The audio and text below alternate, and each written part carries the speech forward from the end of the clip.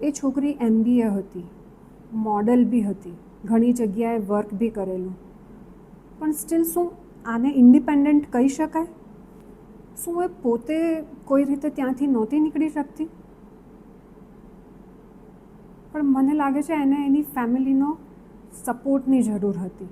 આજે ફેમિલીઝ એમની દીકરીઓને ભણાવી ગણાવીને કમાતી કરી દે છે, પણ જ્યારે આવી સિચ્યુએશન આવે ત્યારે તો એ જ સમાજના ડરથી એમને એડજસ્ટ કરવાનું ને ઇગ્નોર કરવાનું કહી દે છે.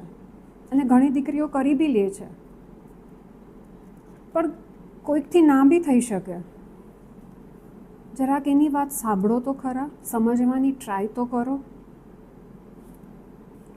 પછી જે બરાબર લાગે એ નિર્ણય લઈ શકાય. પણ એ મોમેન્ટમાં અગર એ આટલું બધું કહી રહી છે તો ત્યારે ને ત્યારે એને લઈ આવો.